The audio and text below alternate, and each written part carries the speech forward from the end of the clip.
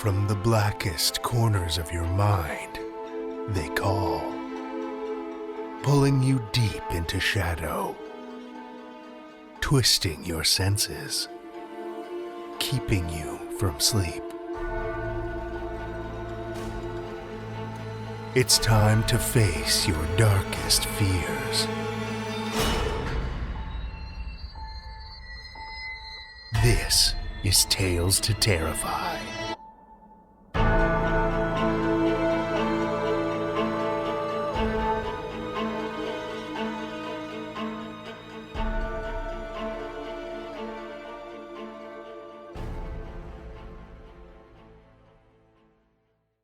Good evening, children of the night, and welcome.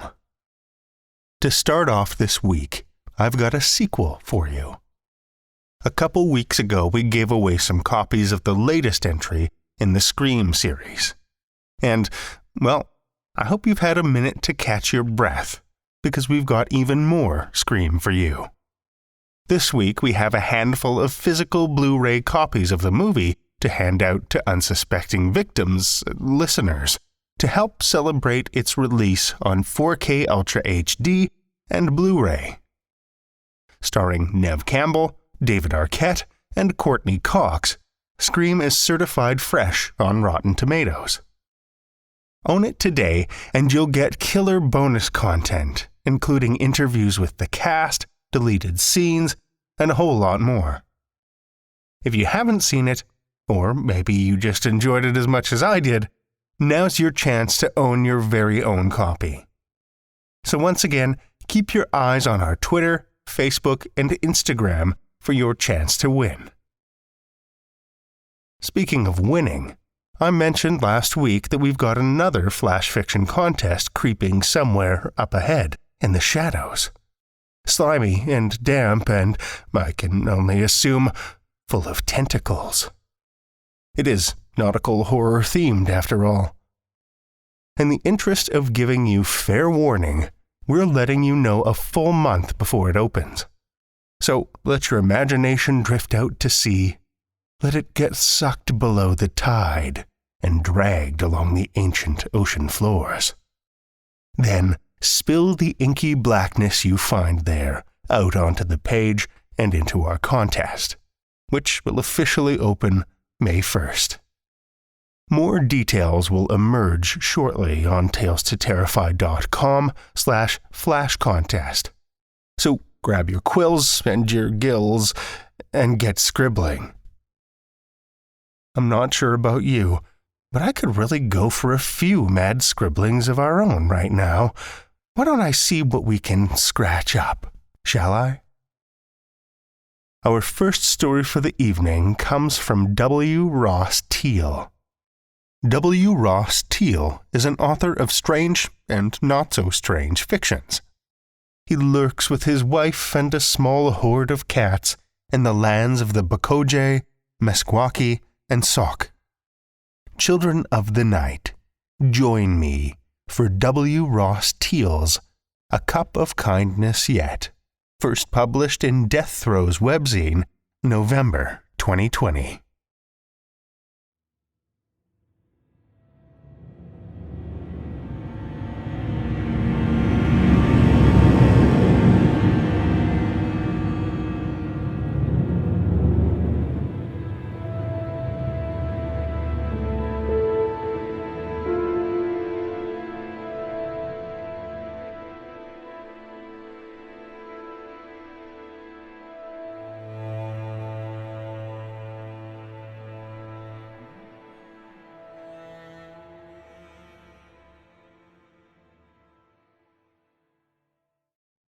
I awake, chilled to my core, half submerged in an ice-filled tub.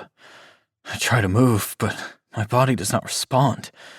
A crowd of shadows looms over me. A behemoth emerges from the crowd. It extends a spider-like appendage toward me. It grasps me by the neck and lifts me easily. I cannot breathe.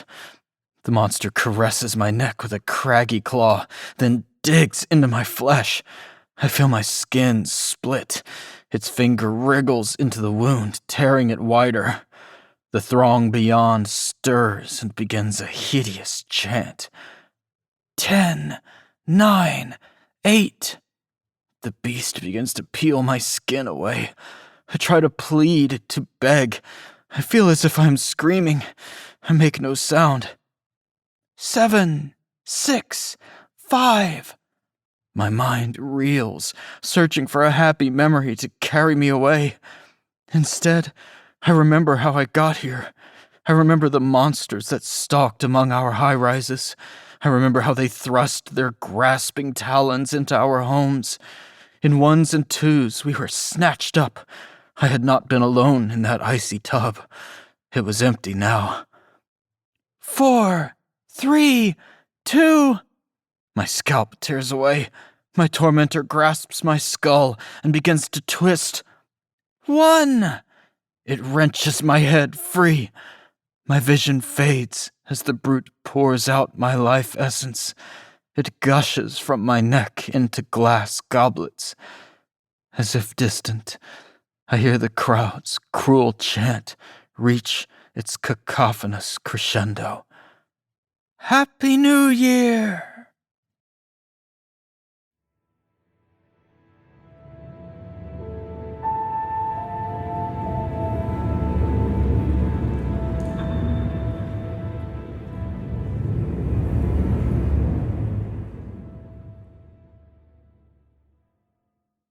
That was W. Ross Teal's A Cup of Kindness Yet, as read by Andrew Gibson.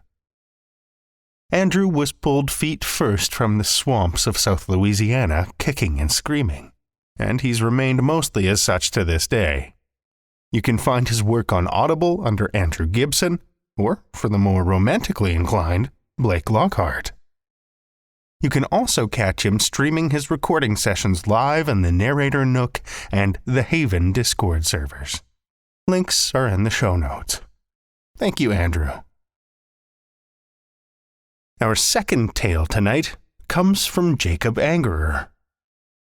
Jakob Angerer is a writer from the Wirral, UK. A fan of the macabre, he cites Edgar Allan Poe and James Herbert as his horror inspirations. Listen with me, children of the night, to Jakob Angerer's The Listener, a Tales to Terrify original.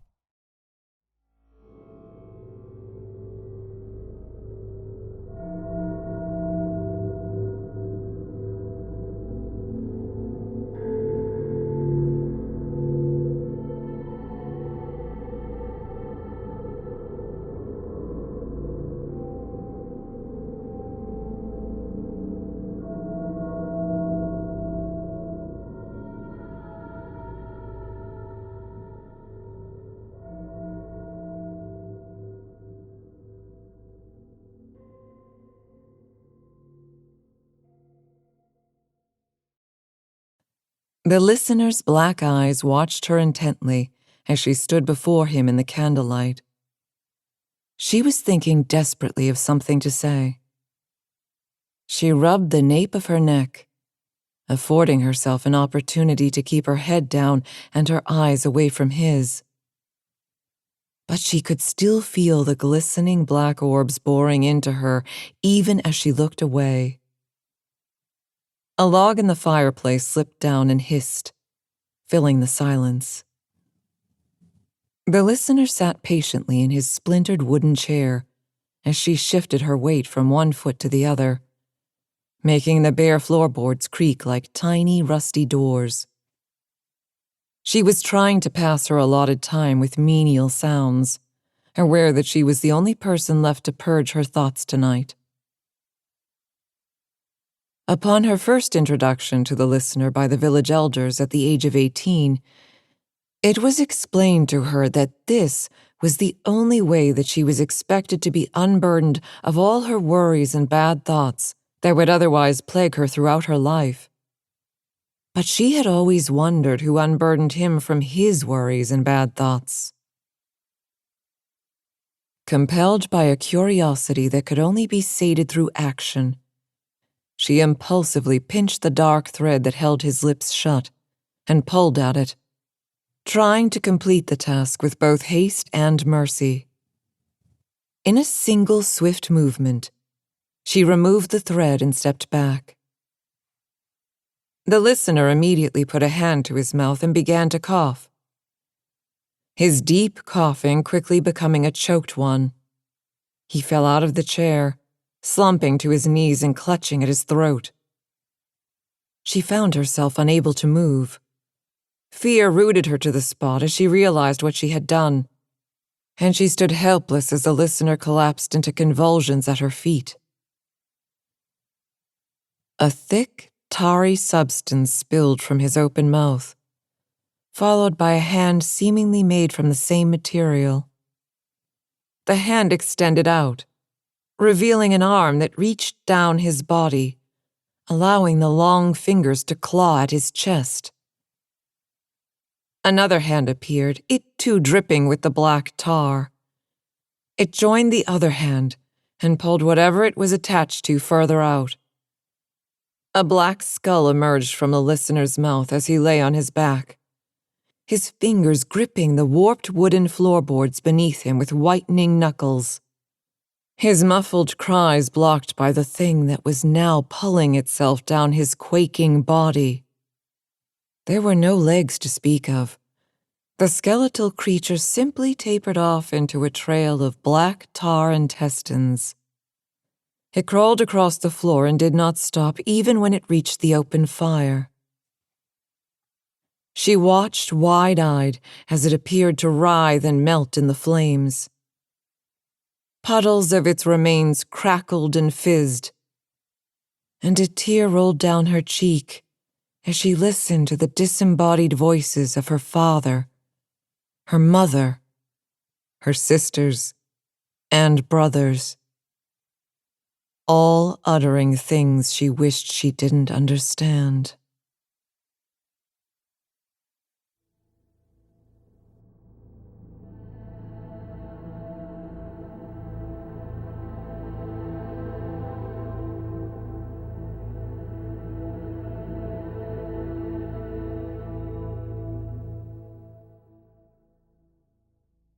That was Jacob Angerer's The Listener, as read by Nikolle Doolin. Nikolle is a writer and voice actor. She performs for a number of popular and award-winning podcasts, such as the No Sleep Podcast, Far-Fetched Fables, and Tales to Terrify. To learn more about Nikolle, visit her website at NikolleDoolin.com. Thank you, Nikolle. Our final tale tonight comes to us from Vansh Sharma. Vansh is an 18-year-old writer hailing from North India. Having been fascinated by the world of horror for as long as he can remember, and after having been among the consumers of the genre for years, he finally decided to take his fondness a step further and write something that would elevate him from a consumer to a creator. Folk tales, myths, and the like keenly interest him, and he is presently studying philosophy, a decision that put him on track to become an educator of the same. He hopes to write creepier, more immersive stories in the future, but for now, most of his creative writing is taken up by a novel he is in the process of finishing. Listen with me, children of the night, to Vansh Sharma's The Old Railway Station, a Tales to Terrify original.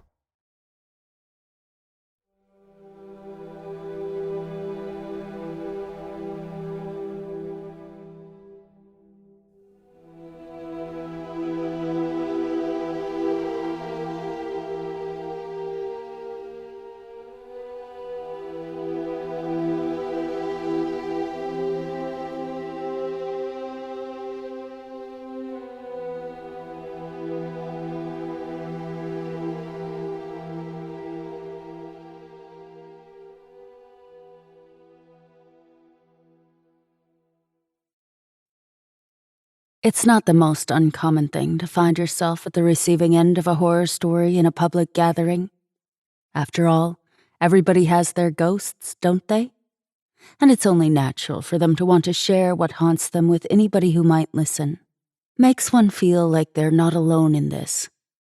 Everybody has a little experience they can't explain, or a faint memory that just doesn't make a lot of sense while still seeming very real. Most of the time, we brush it off as a hallucination. Maybe you just heard it wrong. Of course, a man in white clothing wasn't standing in the middle of the stairwell you just passed. And of course, they're just bad dreams, nothing more. What else would they be? They certainly don't explain the marks all over your legs, but that's okay. You find a way to rationalize that as well, every single time. At the end of the day, we all have stories of the unexplained, weird mishaps that just can't be understood, and we deem them just that, stories. But what if you find yourself living through one of those stories? You experience the horrors they promise firsthand.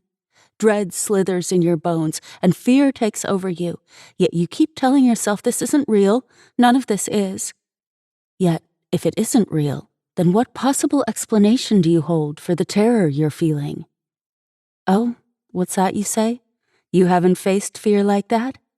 Ever? Well, allow me to change that for you. Come, don't be shy. Take a walk with me. Let me paint you a picture. Try to live through it, okay? Let's start by imagining ourselves in a quiet Indian village. It's not the shabbiest establishment, not by a far shot, but it's not the most advanced living either. What little development this place sees is a mere echo of what it should have seen. Somewhere along the system, the money meant for your little village drained into the pockets of this figure of authority or that. But that doesn't concern you. You still like it here. You've grown used to this place over time. You want change, but change is scary, you recall. Do you want change? You think you do. But what would you even change about this place? The buildings? The education provided? Maybe some health facilities even? Or would you change the traditions? The way locals have lived here for hundreds of years, do you have what it takes to change that? And with it, everything the village stands for? You probably don't. But who knows, maybe one day you might. That isn't important, though. The important thing is that you've lived in this place for decades now, yet this little slice of rural India keeps surprising you every once in a while. You know every mapped inch of it. Heck, you even know the unmapped parts. The arcane bits, the parts that get lost in the dark, the ones that nobody dares put into words. Although someone does it. It's human nature, after all. If there's a story, it needs to be recorded. It needs to be printed deep inside everyone's memory to make sure it lives on through the ravages of time. Your village has a few local legends that nobody likes to talk about. The legends of dark, hidden places. These are the unmapped parts of your village. Over the years, it feels almost like talking about them has become a taboo. This doesn't stop the whispers from spreading. How could it? Whispers, much like water, flow through the smallest of cracks, and in the dark of the night these whispers make their way to those who lend their ears to it. The adults talk among themselves, half believing these legends purely because they grew up listening to them every day.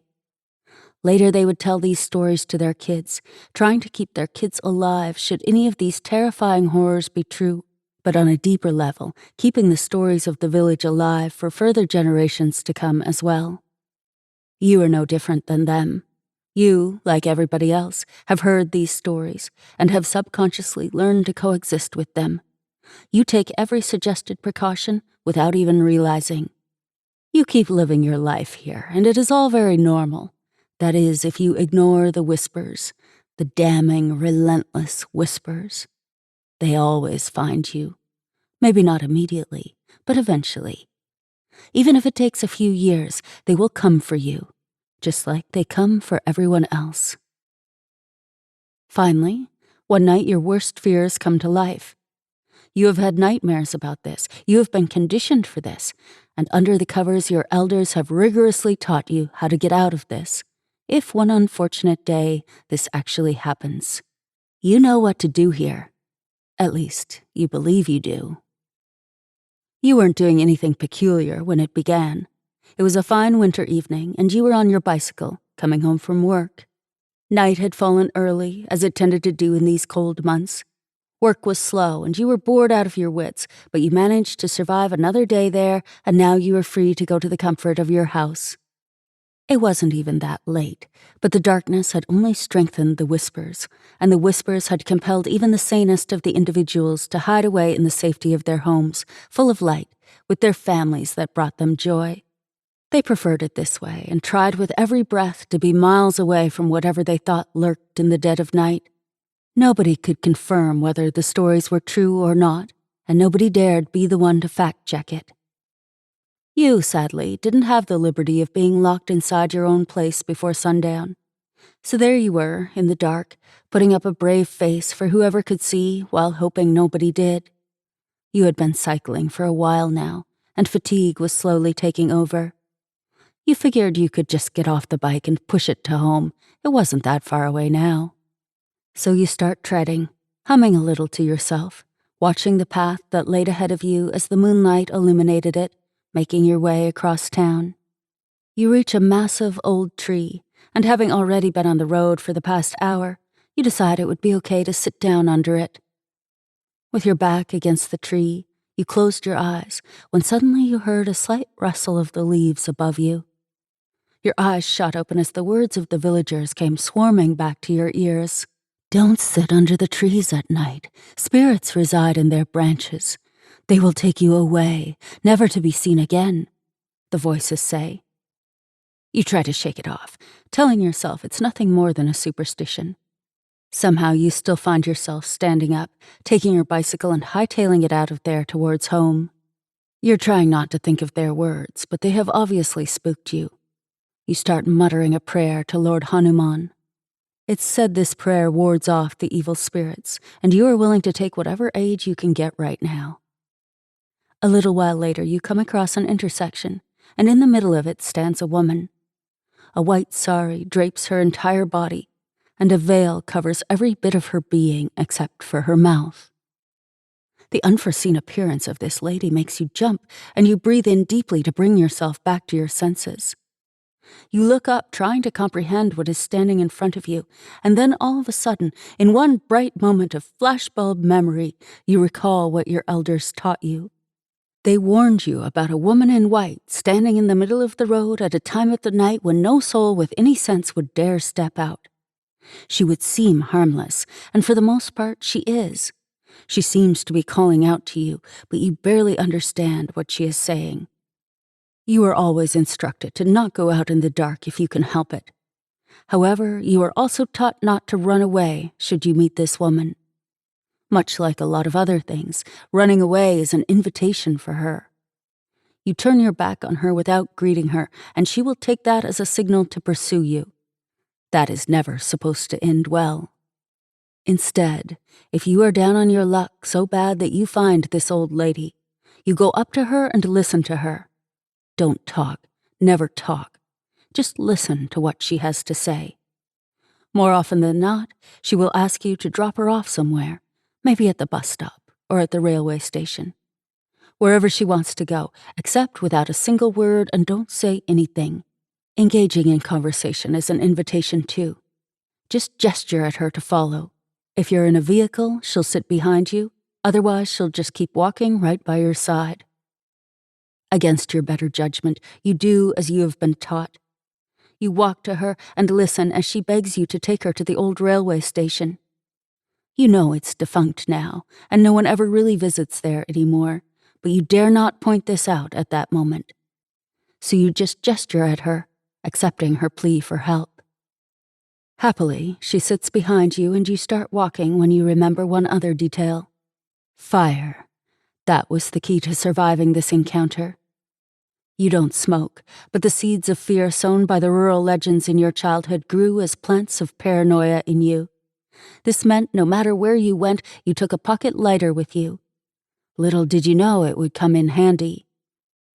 You pull the lighter out of your pocket and turn it on with a sharp click. Everything in your vicinity is submerged in an orange hue, and you notice that you don't have a lot of juice left in your lighter, a little less than half its capacity. That's not good news. Fire keeps all these spirits at bay. It's the final line of defense. As soon as the fire goes out, all hope for safety flutters away too. You're slightly confused as to where all the fluid went because you don't smoke and you barely use the lighter. So what could have happened to it? It wasn't the time to debate about your imaginary usage of the lighter, so you shake your head and start moving. You tell yourself it is okay. You don't actually have to go to the old station. All you have to do is make it to your own home. Once you're there, you can just let the woman stay outside and she'll go away on her own. That's how it's always been. You just need to get home. Slowly pushing, you look at your source of light and realize that you should technically be safe. You hadn't broken any rules so far, and you definitely had more than enough fuel in your lighter to get you home. From your estimates, the lighter should run for at least 20 more minutes, and you are a bare 10-minute walk away from security and comfort. You start feeling good about your chances of survival. You're prepared for this, after all. The woman, sitting behind you, keeps talking about one thing or the other. You try not to pay any attention to her words as you silently keep repeating the prayer of Lord Hanuman from earlier.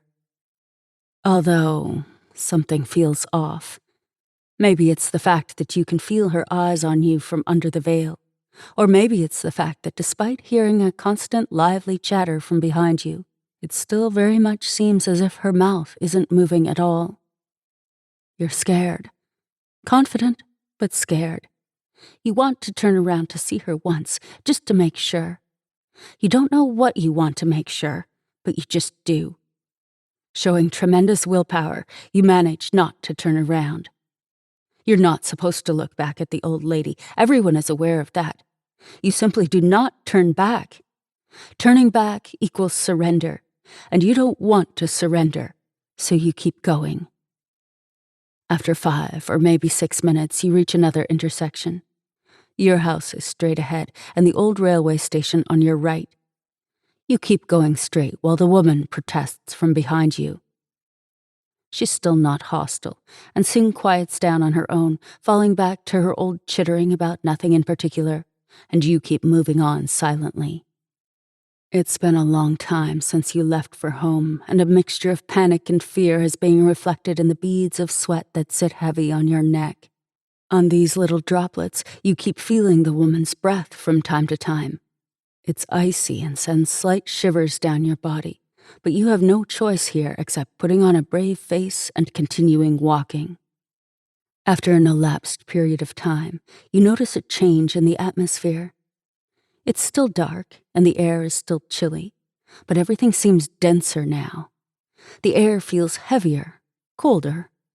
It has gotten harder to tread through it, almost as if you're facing a slight resistance. But that's not all. The darkness, too, differs now. For starters, the moonlight has disappeared. The moon is still there, clear as day, but it isn't illuminating your surroundings or your path anymore, as if it turned its back towards you and the darkness is overpowering everything now. Whatever the case may be, you're unable to see anything around you except for the tiny glow of your lighter. But this doesn't make sense, so you try to shake the feeling off, reminding yourself that your house isn't far away. The lighter is about to run out, and you begin to feel like you're moving in a loop now.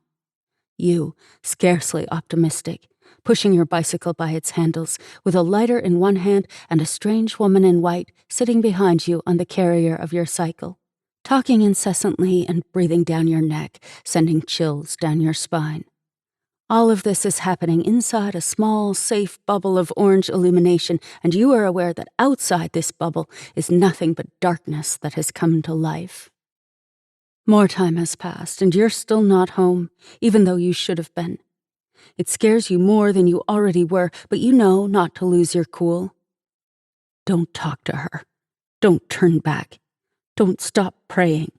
You keep reminding yourself, but that doesn't help subdue the increasingly stronger waves of panic. You glance at your lighter, only to see that it's out of fuel. What's keeping the fire burning, then? You ask yourself, knowing you have no possible explanation for it. Perhaps just a pebble of luck thrown in an ocean of misfortune that you are drowning in. Nonetheless, you're not complaining. In this hour, you'll take whatever aid you can get, no questions asked. Whatever is keeping you alive as you move towards your house with what appears to be a lady who isn't acting hostile yet is bound to run out, and as soon as that happens, you'll learn if she is actually hostile or not. You murmur and pray that you don't have to learn this tonight. The fire is the only thing keeping you alive. There is no definite proof the thing behind you isn't hostile, but then again, there's no proof that it is. You know you don't want to risk it, so you keep going. And finally, the darkness lifts and the moonlight returns, giving you a sight of where you are. As you look around, you see an old metal banner with something written on it. It's almost illegible, having been beaten down to its current crumbling condition by years of wear and tear with no maintenance. At last, you're able to read the words with some effort, and reading them sends you in a shock. It's the old railway station. You can't figure out how you got here, the only place you shouldn't have gotten to. It makes no sense, but then again, nothing has been making sense ever since you got this lovely passenger on your back. Trembling slightly, you keep going, intending to stop only at the gate of the station now. A light breeze starts up, and you don't even feel it, the tingling fear in your bones numbing everything else. You eventually take a note of it, only to see the lighter's flame is getting restless. Dread starts setting in your very soul as you start to realize your luck has run out. And just then, the lighter goes off. You stop moving immediately. Click. Nothing happens. You try again, more desperate. Click, click. Still nothing. The lighter remains unlit. You look around in a panic, unsure what to do. Click, click. A few sparks. Not enough for a fire, but they do give you some hope. Click, click, click. More sparks, more hope. Yet the hope is as long-lived as the sparks. It appears and it flickers away. Not enough. Deep in your bones, you know that nothing is going to help you now. You grow increasingly desperate, your lighter clicks becoming more and more frantic. And then you hear it. A low growl coming from right behind you, accompanied by labored breathing. There's something about this growl you just heard. You know this growl isn't solitary. There is a toothy grin that you can feel without even turning back. Yet, you're sure the old lady is baring her teeth, and every strand of your existence screams at you to just run away from there, but your body is frozen in place. You know this is the end of the line for you. In your last moments, you make a decision. If you die right here, right now, you want to see what kills you. You want to be able to look your death in the eyes before succumbing to it. You start to turn around to face whatever sits on your carrier as the voices of everyone you have ever met in your village come to you. All of them are saying the same thing. Every single one of them tells you to not do it. Turning around goes against everything you've been taught. Years and years of teaching has imprinted on your brain the fact that no matter what, you are not supposed to turn around. However, you realize this is the end, and at this point, turning around or not is the only thing left under your control. In a split second, you make the call and turn around, lighter in your hand, only to see the same innocent-looking old woman in a white sari with a veil covering her entire body but her mouth. The next moment you hear a slash, as if a blade tearing through something. You look down to find a deep cut running through your body. The next moment you hear the sound of a bicycle falling. Following that is the fainter sound of your precious lighter crashing on the dirt. Finally, you hear the heavy thud of an adult body hitting the ground. You look at the body laying at your feet, and it's you. But you are standing still, unable to understand what's happening. Looking up, you see the woman fading, her mouth turned in a smile that's difficult for you to place. It isn't a happy smile, but it's also not a sad one. It's haunting, the smile. It's a smile that you know will keep coming back in your dreams. Maybe today, maybe tomorrow, but she will smile at you again, and you know it. Your body is crumpled up on the ground. It's probably living the last dream of its existence. Then, as if nothing happened, your body rises up, the wound on its chest healed. Even the clothes are spotless. It picks up the bicycle, and then the lighter. It looks at you, and it smiles. It's the same smile as that of the woman. With that, the body is gone. It walks away with the bicycle, and you're left there, not feeling much of anything anymore. No pain, no fear, just an emptiness.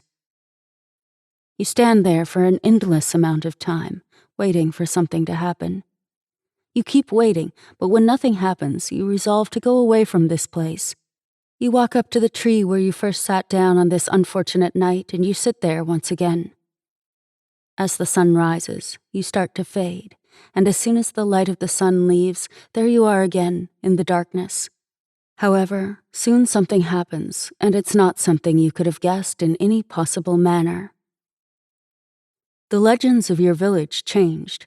The old lady from the intersection has faded from everybody's memory. Everybody's but yours. You remember her bright as the day. You remember her taking your body and leaving you alone in the abandoned railway station on a cold, raven-black night. The tales of the old lady are now replaced by those of a lone man. Nobody tells you about it. Nobody knows you're dead. How could they? Your body is still out there while you're here, spending countless days and nights hoping someone is unlucky enough to have no choice but to stumble out at night. You don't want to hurt them, not at all. You're gentle. You just want the directions to the old railway station.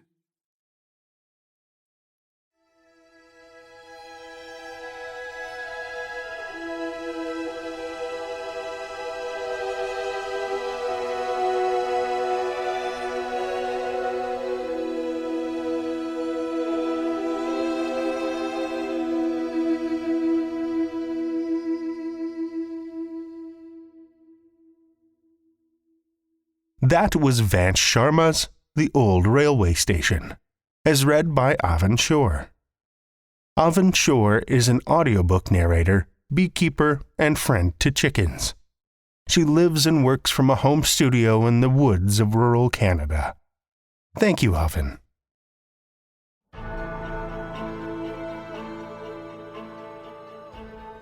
Well, children of the night, the hour is late, and we've run out of tales to tell. For now. Tales to Terrify is made possible by the tremendous generosity of our supporters on Patreon and PayPal. Incredible fans like Kathy Robinson and Amanda Gottfried, whose generous support helps keep the lights on and flickering ominously. Not a supporter already? Head over to patreon.com/Tales to Terrify, where you'll find all kinds of perks like ad-free and extended episodes, bonus content, and one-of-a-kind collectibles and merch packs. Every dollar goes back into this show to make it as horrific as possible, and we appreciate it so much. Want another way to support the show that doesn't cost a cent? Head over to Stitcher, Podchaser, or Apple Podcasts and leave us a 5-star review. You'll not only put an unnaturally wide smile on our faces, but help new listeners discover our terrifying tales too. Now you can share your love of the show out in the world with some Tales to Terrify merch. TalesToTerrify.com/merch will take you to our TeePublic store, where we've got a great collection of creepy custom and curated designs that's always growing, so check back often. Tales to Terrify is produced by Seth Williams, Meredith Morgenstern, Andrew Gibson, and myself, Drew Sebastini, with original theme by Nebulous Entertainment. Tales to Terrify is distributed under a Creative Commons Attribution, Non-Commercial, No Derivatives license. Join us again next week as we explore forbidden places with more Tales to Terrify.